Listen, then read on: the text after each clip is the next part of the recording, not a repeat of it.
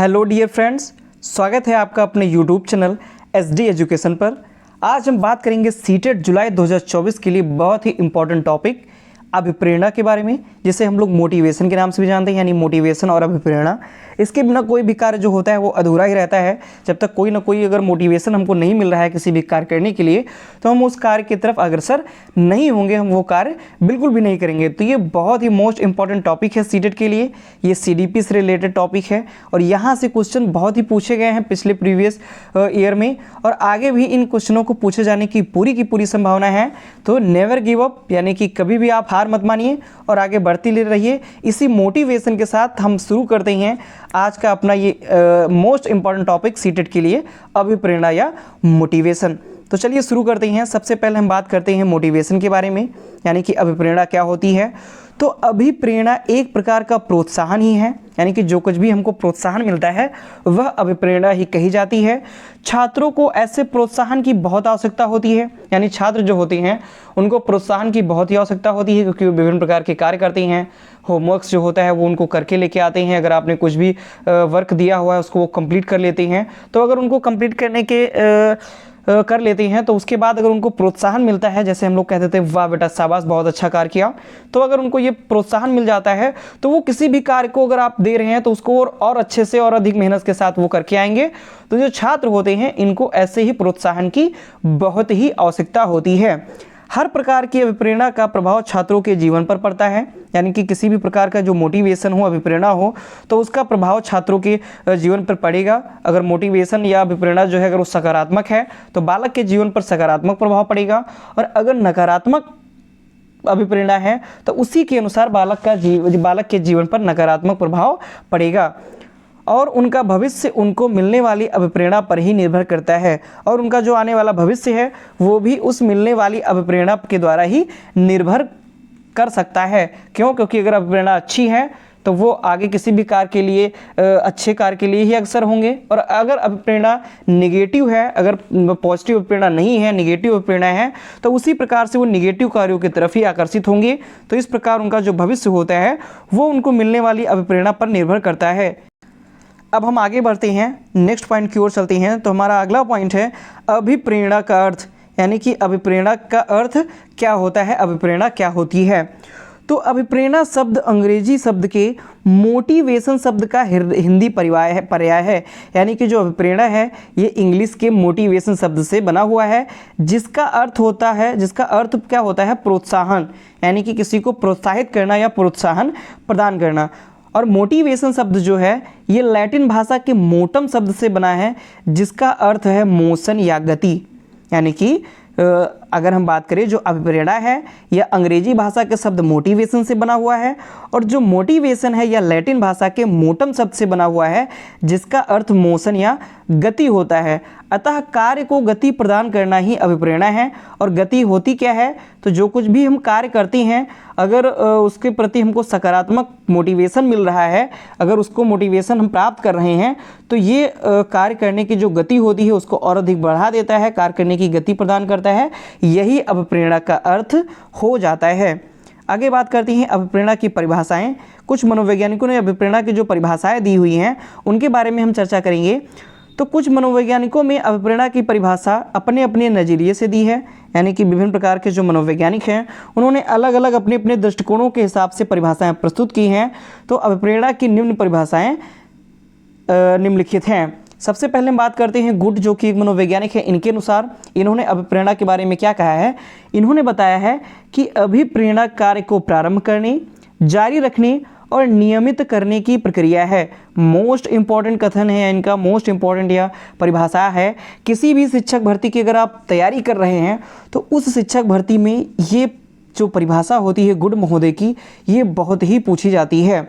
तो प्रेरणा कार्य को आरंभ करने, यानी कि अगर प्रेरणा है तो हम किसी भी कार्य को आरंभ कर देंगे, तुरंत ही उसको प्रारंभ कर देंगे, और उस कार्य को हम जारी रखेंगे क्योंकि हमको मोटिवेशन लगातार मिल रहा हुआ है, और नियमित करने की प्रक्रिया है और उसको हम नियमित ही करेंगे। और अगर किसी भी कार्य के लिए हमको प्रेरणा ही नहीं मिल रही है, अगर उस कार्य के लिए हम मोटिवेट हो रहे हैं, उस कार्य में हमको प्रेरणा बिल्कुल भी नहीं मिल रही है, तो उसमें हमारी रुचि खत्म हो जाएगी, तो उस कार्य को हम जारी नहीं रख पाएंगे, जल्दी ही थकावट महसूस होने लगती है हमको, और तो जारी नहीं रख पाएंगे, नियमित नहीं कर पाएंगे। प्रेरणा क्या होती है? कार्य को आरंभ करने, जारी रखने और नियमित करने की प्रक्रिया है। अगले पॉइंट की हम बात करें तो एवरिल ने क्या बताया हुआ है?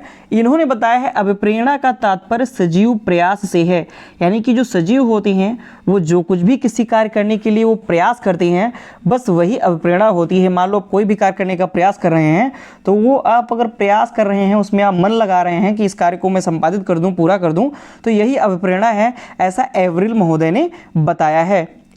अगली परिभाषा की बात करें पीटी यंग के अनुसार, इन्होंने क्या बताया? इन्होंने बताया प्रेरणा व्यवहार को जागृत करने, क्रिया के विकास को संपोषित करने और क्रिया के तरीकों को नियमित करने की प्रक्रिया है।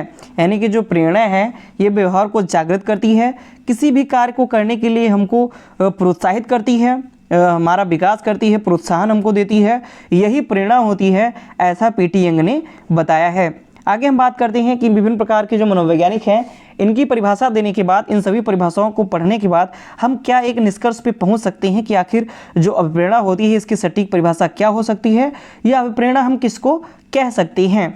तो अभिप्रेरणा एक प्रकार का आत्मविश्वास है जो स्वयं या दूसरों के माध्यम से मिलता है। यानी कि जो अभिप्रेरणा है वो एक प्रकार का आत्मविश्वास है जो स्वयं या दूसरों के माध्यम से मिलता है। मतलब कभी कभी हम सोचते हैं, बैठते हैं, ऐसा होता है कभी कभी कि मान लीजिए कि आप सीटेट की तैयारी कर रहे हैं, ठीक है, एग्ज़ाम हुआ, आपके सीटेट में नंबर जितने आपने सोचे थे उतने नहीं आए, कम आए, तो आप क्या होते हैं? आप स्वयं से अपने आप को मोटिवेट करते हैं कि चलो कोई बात नहीं, इस बार थोड़ी सी चूक रह गई, हम अच्छे से मेहनत नहीं कर पाए, लेकिन अगली बार पक्का मैंने जितने सोचे हुए हैं, मान लीजिए आपने 120 सोचे हुए हैं, तो अगली बार पक्का 120 लेकर के मैं आऊँगा। तो आप स्वयं से अपने आप को अब प्रेरित कर रहे हैं, मोटिवेट कर रहे हैं। और फिर दूसरों के माध्यम से कैसे होता है कि मान लीजिए आपका कोई रोल मॉडल है, मान लीजिए कि आप भगत सिंह को या फिर किसी अन्य फ्रीडम फाइटर को आप अपना रोल मॉडल मानते हैं, तो उसी से आप मोटिवेट होते हैं, उसी के द्वारा आपको प्रेरणा मिलती है कि जिस प्रकार उन्होंने कार्य किए स्वतंत्रता के, भारत की स्वतंत्रता के लिए, भारत की आज़ादी के लिए लड़ाइयाँ लड़ी, विभिन्न प्रकार की उन्होंने साहसिकपूर्ण कार्य किए, तो उसी प्रकार से मैं भी करूँगा। तो इस प्रकार आप दूसरों के माध्यम से भी आपको क्या मिल रही है? मोटिवेशन मिल रहा है दूसरों के माध्यम से।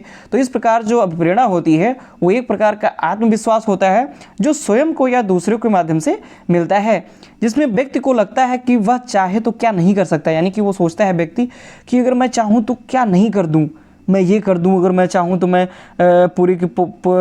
किसी भी प्रकार का पूरा पर्वत उठा दूँ, मैं चाहूँ तो वहाँ से कूद पड़ूँ, मैं चाहूँ तो ये कर दूँ। तो इस प्रकार से जो व्यक्ति होता है वो सोचता रहता है कि हाँ वह चाहे तो क्या नहीं कर सकता है, और गलत तरीके से आत्मविश्वास मिलने पर उसे लगता है कि वह कुछ नहीं कर सकता। और अगर यदि उसको आत्मविश्वास गलत तरीके से मिल रहा है, उसका जो सेल्फ कॉन्फिडेंस है वो ठीक नहीं मिल रहा है, तो वह उसका क्या है, वो कॉन्फिडेंस अगर उसके मन के अंदर है कि अरे यार मैं ये काम नहीं कर पाऊँगा, अरे यार मैं सीटेट में 120 नंबर नहीं ला पाऊँगा, या मैं सीटेट में पास ही नहीं हो पाऊँगा, तो ये क्या है? ये गलत तरीके का आत्मविश्वास मिल रहा है। तो अगर गलत तरीके का अगर आत्मविश्वास मिलेगा तो आप कुछ नहीं कर पाएंगे। और यही अगर आप अंदर से सेल्फ कॉन्फिडेंस रखेंगे कि 120 में 120 130 में 120 लेकर के आएंगे, 125 लेकर के आएंगे, तो इस प्रकार का जो आत्मविश्वास होगा वो आपका आत्मविश्वास बहुत ही मजबूत हो जाएगा, तो आप जो कुछ भी चाहें वह प्राप्त कर सकती हैं।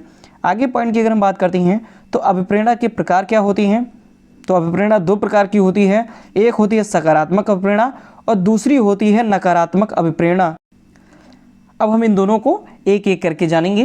तो सबसे पहले हम बात करते हैं सकारात्मक अभिप्रेरणा की। सकारात्मक का मतलब ही क्या होता है? पॉजिटिव, यानी कि ऐसी अभिप्रेरणा जो हमारे लिए अच्छी साबित हो, उसके द्वारा हमको बेनिफिट मिले, हमको लाभ मिले और सकारात्मक रूप से हमारे ऊपर वह अपना प्रभाव डाले, वही सकारात्मक अभिप्रेरणा होती है। तो जैसा कि नाम से ही पता चल रहा है कि सकारात्मक अभिप्रेरणा अर्थात ऐसी अभिप्रेरणा जिसमें कुछ अच्छा हो, जो हमारे लिए कुछ अच्छा रखे, वही सकारात्मक अभिप्रेरणा हो जाती है। इसे आंतरिक अभिप्रेरणा भी कहते हैं, यानी कि जो सकारात्मक अभिप्रेरणा होती है इसको आंतरिक अभिप्रेरणा भी कहा जाता है। इसमें बालक या व्यक्ति को अंदर से प्रेरणा मिलती है, वो चाहे तो क्या नहीं कर सकता, और इस मनोबल के कारण वह खुद का, परिवार का और देश का और समाज का नाम रोशन कर सकता है। यानी कि ये जो प्रेरणा होती है ये इसकी आंतरिक प्रेरणा भी इसको कहते हैं, और वो खुद से ही व्यक्ति जो सोचता है कि वह चाहे तो क्या नहीं कर सकता, अगर मैं चाहूँ तो यूपीएससी क्लियर कर दूँ। इसी आत्मबल के साथ, इसी आत्म प्रेरणा के साथ, सकारात्मक प्रेरणा के साथ वह व्यक्ति जो होता है, जो बालक होता है, विद्यार्थी होता है, वो लग जाता है और एक दिन यूपीएससी को क्लियर कर लेता है। तो इस प्रकार वह अपना परिवार का, अपने देश का, अपने समाज का, अपने आस पड़ोस का, जहाँ का वो रहने वाला है, मान लीजिए गांव का रहने वाला, अपने गांव का, डिस्ट्रिक्ट का, पूरे भारत देश का, इस प्रकार वो अपना नाम रोशन करता है, क्योंकि उसको सकारात्मक प्रेरणा मिली हुई है, आंतरिक प्रेरणा मिली हुई है, उसके मन से वो अपने अंदर से ये प्रेरणा पा रहा है कि मैं चाहूँ तो क्या नहीं कर सकता हूँ, यूपीएससी कौन सी बड़ी बात है, इसको मैं चाहूँ तो ऐसे ही क्लियर कर दूँ, और ऐसा सोचता है और वो मेहनत करता है और वो उसको क्लियर कर लेता है यूपीएससी को। तो इस प्रकार जो बालक होता है वो अपने परिवार का, देश का, समाज का नाम रोशन कर देता है। तो यही सकारात्मक अभिप्रेरणा होती है।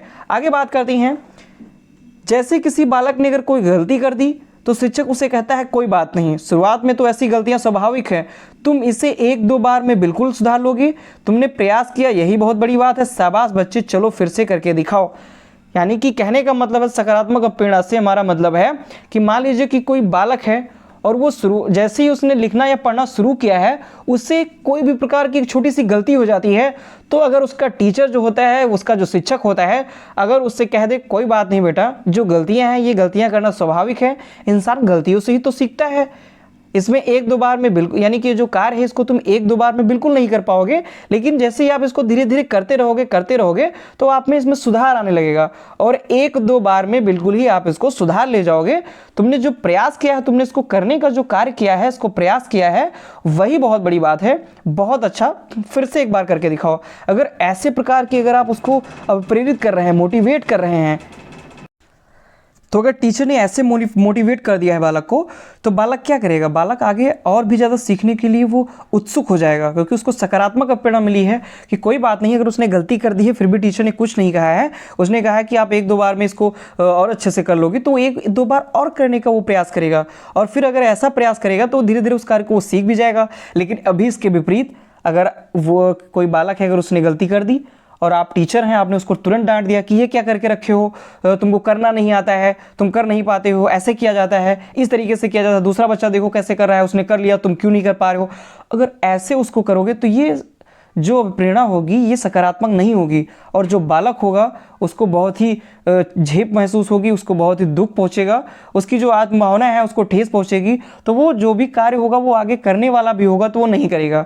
ठीक है, तो इस प्रकार का जो प्रेरणा होगी ये गलत प्रेरणा मानी जाएगी, और सकारात्मक प्रेरणा है कि जब शिक्षक उसको कहेगा कोई बात नहीं, आपने जो गलती की है कोई दिक्कत नहीं है, ऐसी तो गलतियां होती रहती हैं, और धीरे धीरे आप एक दो बार में इसको बिल्कुल ही सुधार लोगे, और तुमने जो प्रयास किया है इसको करने का जो प्रयास किया है यही बहुत बड़ी बात है, बहुत अच्छा। अगर इस प्रकार से टीचर बोल रहा है तो वो जो बच्चा होगा उसको सकारात्मक प्रेरणा मिलेगी, और वो कोई भी कार्य करने के लिए आगे अग्रसर रहेगा।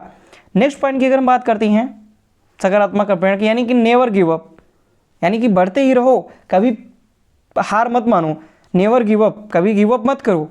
ठीक है, तो ये सकारात्मक प्रेरणा होती है। आगे पॉइंट की बात करते हैं, दूसरा पॉइंट हमारा नकारात्मक प्रेरणा, यानी निगेटिव मोटिवेशन क्या होता है। नकारात्मक प्रेरणा जो होती है वह सकारात्मक प्रेरणा की एकदम उलट होती है, उसमें हम सकारात्मक मोटिवेशन दे रहे थे, इसमें नकारात्मक प्रेरणा हो जाती है, अर्थात इसमें बालक को प्रेरणा तो मिलती है पर वह आंतरिक नहीं होती बल्कि बाह्य होती है।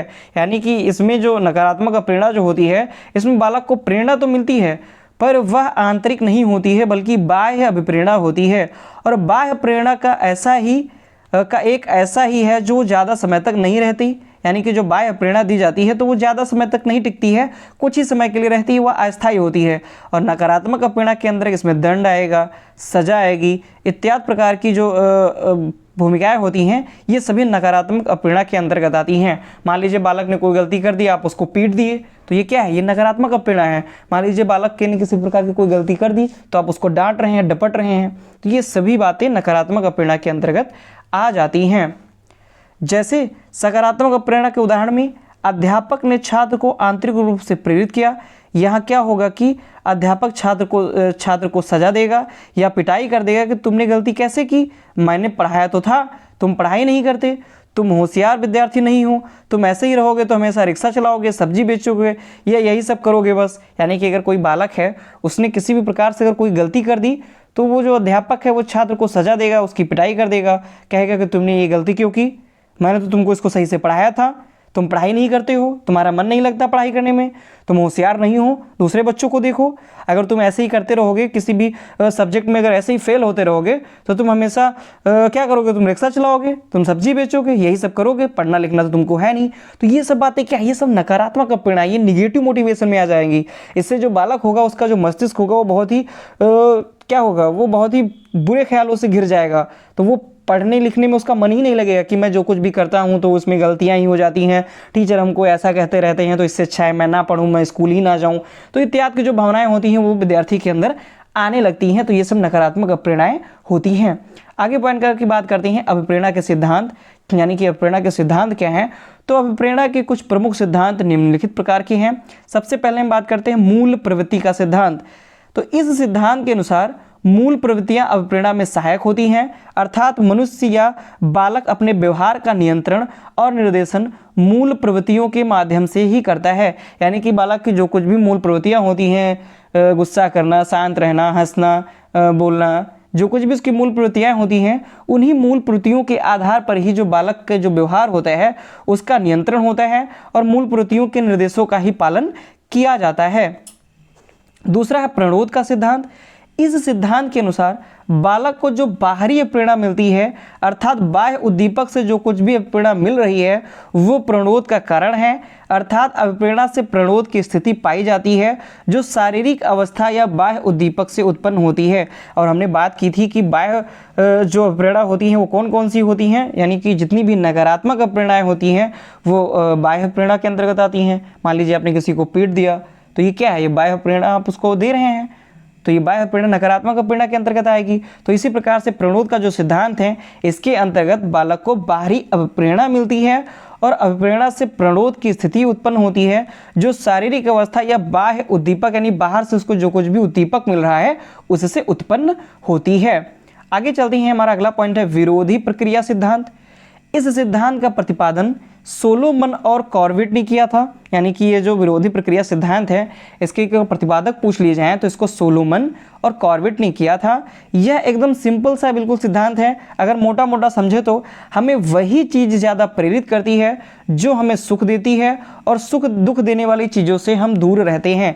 यानी कि हम सिर्फ वही कार्यों को करने के लिए प्रेरित होते हैं जिन कार्यों से हमको सुख प्राप्त होता है, जिन कार्यों से हमको सुख की अनुभूति होती है। और मान लीजिए अगर हमको जिस चीज़ों से दुख मिलता है उन चीज़ों से हम दूर रहते हैं। मान लीजिए कि आप क्या करती हैं, आपको सुख प्रदान करना क्या है कि आपका उद्देश्य है कि हम सीटेट में अच्छे नंबर पा जाएंगे तो हम जो भी आने वाली भर्तियां होंगी उन भर्ती में हम बैठ सकेंगे। तो ये आपको क्या है, आपको सुख देने वाला ही तो है। तो आप इसके लिए क्या होंगे, इसके लिए आप मोटिवेट होंगे।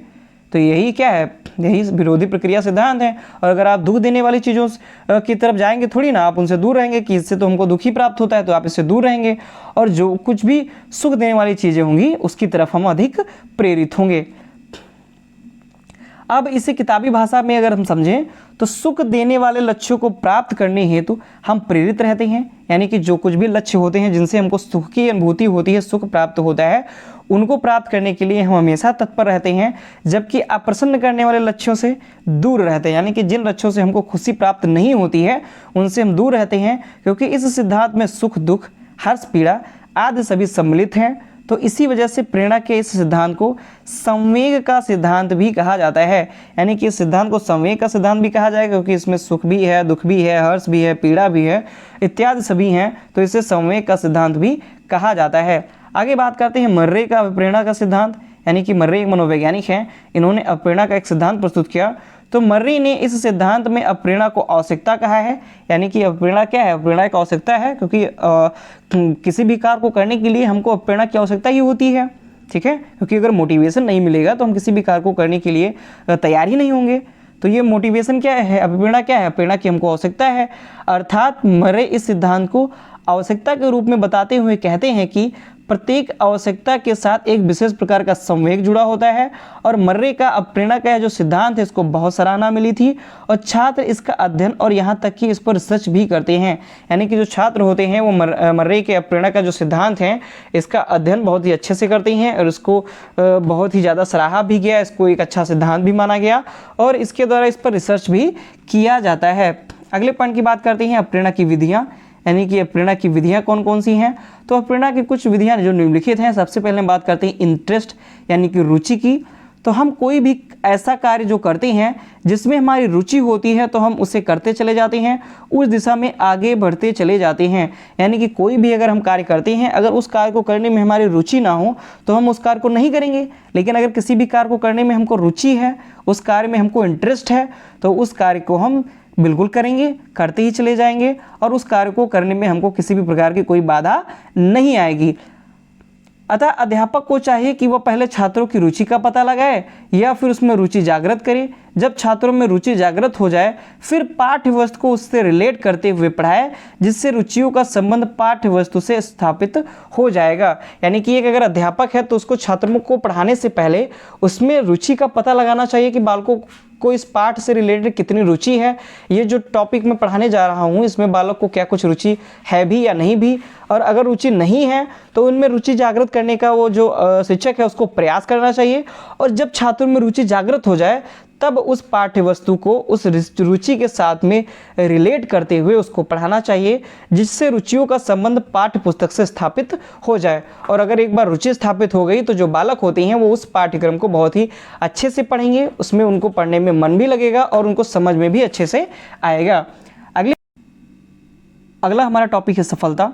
तो हम देखते हैं कि जब किसी इंसान को किसी एक कार्य में सफलता मिल जाती है तो फिर उसकी सफलताओं की लड़ियाँ सी बन जाती हैं, क्योंकि सफलता से रुचि और बढ़ जाती है। अतः शिक्षक को चाहिए कि छात्रों को ऐसे कार्य दें जिससे उनको सफलता मिलना शुरू हो जाए, जिससे उनकी रुचि और बढ़ेगी और उन्हें आगे कार्य करने की प्रेरणा मिलती रहेगी।